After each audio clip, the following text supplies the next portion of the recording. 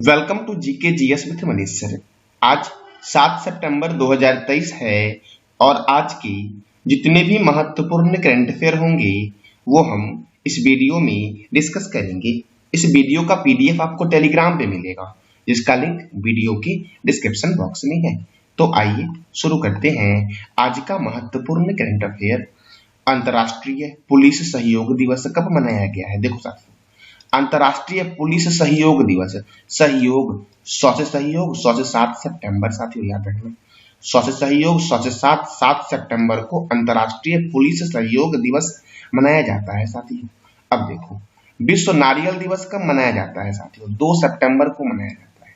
राष्ट्रीय शिक्षक दिवस 5 सितंबर को और अंतर्राष्ट्रीय चैरिटी दिवस भी 5 सितंबर को मनाया जाता है।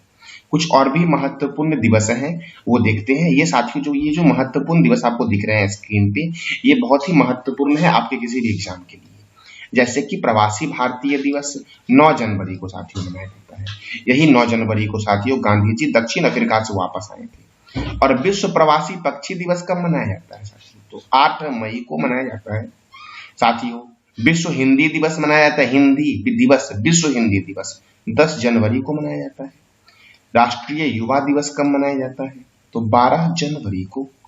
साथ ही राष्ट्रीय बालिका दिवस 24 जनवरी को। विश्व कैंसर दिवस 4 फरवरी को। राष्ट्रीय विज्ञान दिवस 28 फरवरी को। अंतर्राष्ट्रीय महिला दिवस 8 मार्च। विश्व जल दिवस 22 मार्च। विश्व टीबी दिवस 24 मार्च। विश्व थिएटर दिवस कब मनाया जाता है? 27 मार्च को मनाया जाता है। विश्व स्वास्थ्य दिवस 7 अप्रैल। विश्व विरासत दिवस 28 अप्रैल।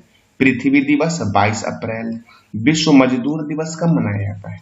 तो 1 मई को साथियों मनाया जाता है। साथियों, अगर कहीं भी मेरे से बोलने में त्रुटि हो या किसी भी प्रकार की आपको दिक्कत हो तो आप मेरे इस नंबर पे मुझे व्हाट्सअप कर सकते हैं और अपनी समस्या का, साथियों किसी भी तरह की समस्या का समाधान प्राप्त कर सकते हैं। साथियों आप इस नंबर पे मुझे व्हाट्सअप करके। विश्व संग्रहालय दिवस 18 मई और विश्व तंबाकू निषेध दिवस कब मनाया जाता है? तो 31 मई को मनाया जाता है। अब अगला प्रश्न आपका है, भारत की पहली सोलर सिटी कौन सी बनी है साथियों? तो भारत की पहली सोलर सिटी जो बनी है वो सांची बनी है साथियों। सांची जो मध्य प्रदेश में है, ये बना है भारत का पहला सोलर सिटी। देखो, सांची सोलर सिटी में सालाना लगभग 13,747 टन कार्बन डाइऑक्साइड उत्सर्जन कम होगा साथियों। अब ये मध्य प्रदेश में साथियों है। सांची का स्तूप भी मध्य प्रदेश में ही है साथियों। देखो, तो मध्य प्रदेश की राजधानी क्या है? भोपाल। अच्छा साथियों, सांची का स्तूप का निर्माण अशोक ने करवाया था।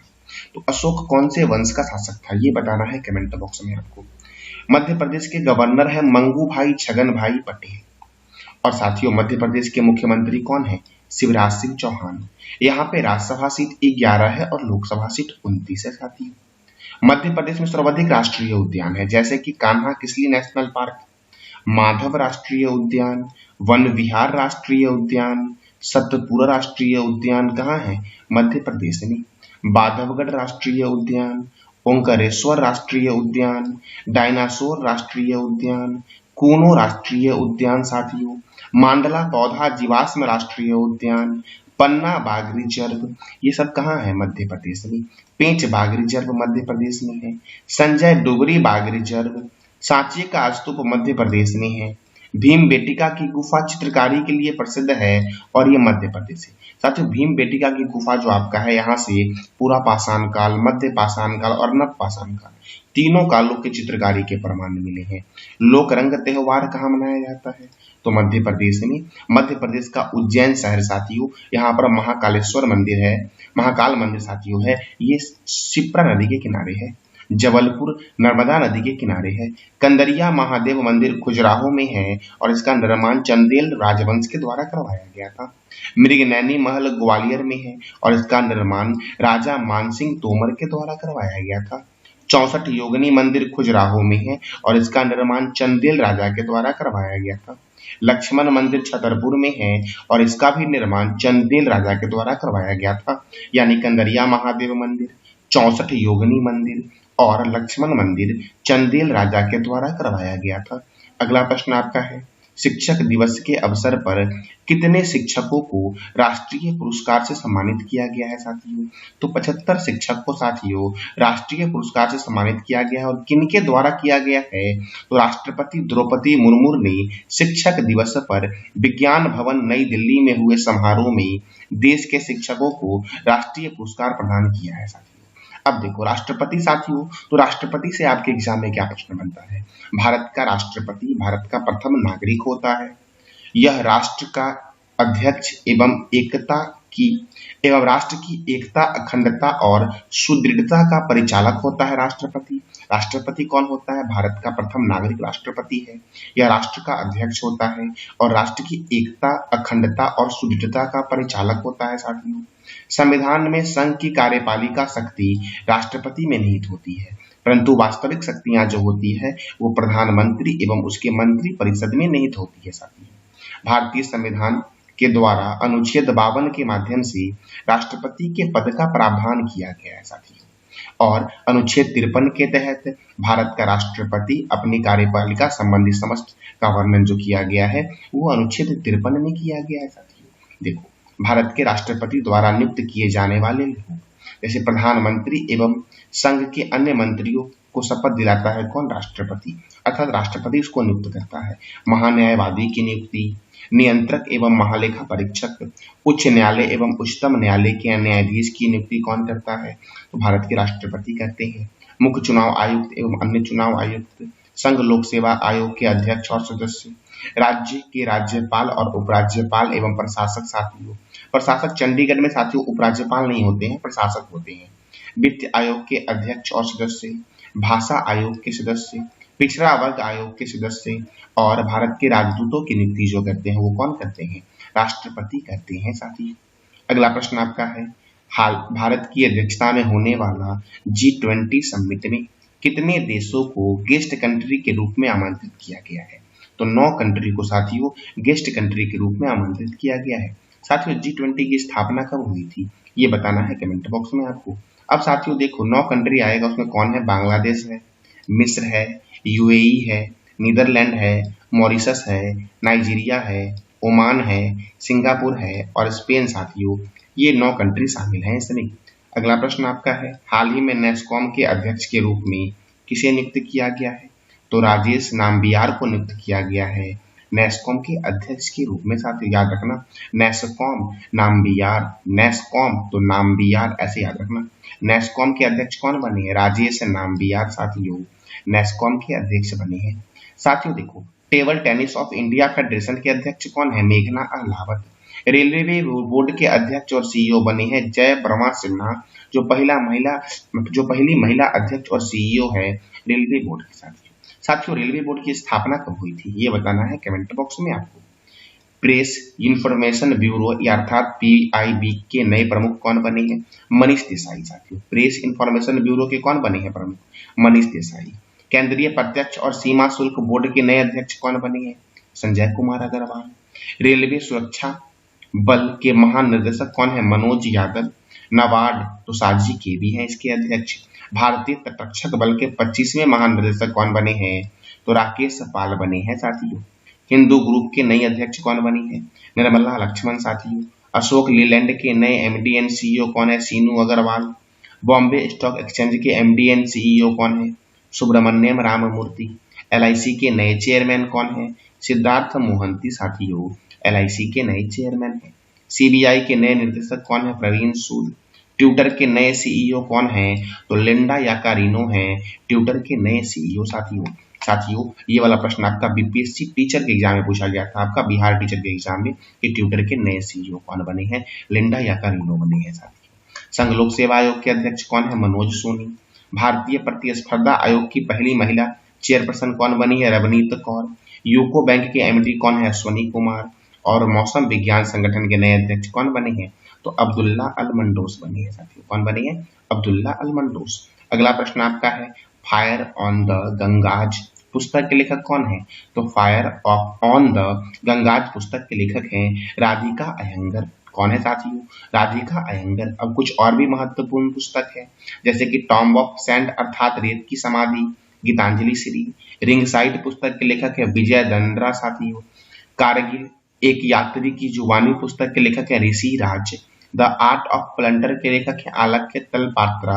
ए नेशन टू प्रोटेक्ट पुस्तक के लेखक है प्रियम गांधी मोदी। उड़ान एक मजदूर बच्चे की पुस्तक के लेखक है मिथिलेश तिवारी। बिल पावर पुस्तक के लेखक कौन है? सोजन मरीन साथियों, बिल पावर पुस्तक के लेखक है। गोल्डन बॉय नीरज चोपड़ा के लेखक है Navjeet Singh. The Chipko movement the people history पुस्तक के लेखक शेखर पाठक है। City of joy and freedom at midnight के लेखक कौन है? Dominique Lapierre. Bipin the man behind the uniform के लेखक हैं विश्वनाथ रावत साथियों। कौन है? Vishwanath Rawat. War and women पुस्तक के लेखक कौन है? Doctor M.A. हसन। फुलंगे नामक पुस्तक के लेखक कौन है? लेखनाथ छेत्री साथियों, फुलंगे नामक पुस्तक के लेखक हैं। अब अगला प्रश्न आपका है, किस संस्थान को सर्वश्रेष्ठ पुलिस प्रशिक्षण के लिए केंद्रीय गृह मंत्री ट्रॉफी से सम्मानित किया गया है साथियों? तो असम राइफल प्रशिक्षण केंद्र और स्कूल को केंद्रीय गृह मंत्री ट्रॉफी से सम्मानित किया गया है। अब असम राइफल साथियों, तो असम के बारे में जानते हैं। असम की कैपिटल है दिसपुर।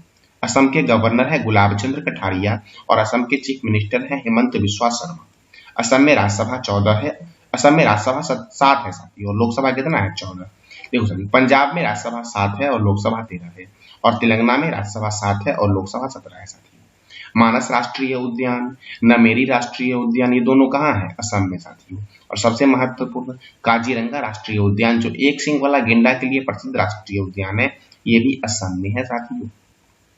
अब अगला प्रश्न आपका है, भारत में ग्रीन हाइड्रोजन पायलट सम्मेलन की मेजबानी NTPC लिमिटेड कहाँ कर रही है? तो नई दिल्ली में कर रही है साथियों। अब NTPC लिमिटेड कर रही है ग्रीन हाइड्रोजन पायलट सम्मेलन की मेजबानी, तो NTPC लिमिटेड का हेडक्वार्टर कहाँ है? नई दिल्ली में। साथियों, आपको NTPC का फुल फॉर्म बताना है कमेंट बॉक्स में।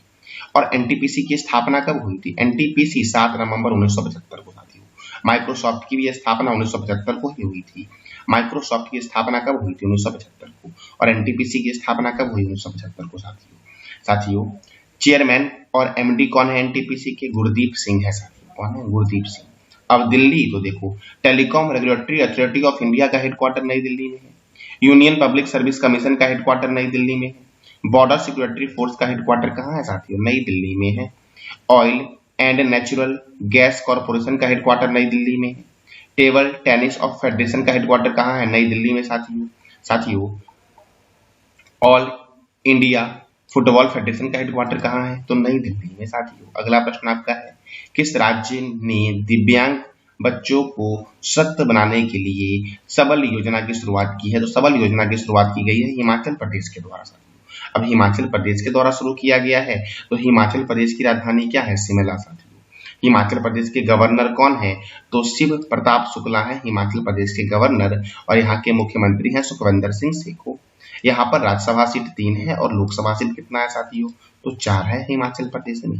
पिन वैली राष्ट्रीय उद्यान, ग्रेट हिमालयन राष्ट्रीय उद्यान, धौलाधर वन्यजीव अभ्यारण्य, रोहिला राष्ट्रीय उद्यान, खिरगंगा राष्ट्रीय उद्यान, सिम्बलवरा राष्ट्रीय उद्यान साथियों, चंद्रताल वन्यजीव अभ्यारण्य, लिम्पा असरंग वन्यजीव अभ्यारण्य, चमेरा जल विद्युत परियोजना रावी नदी पर है।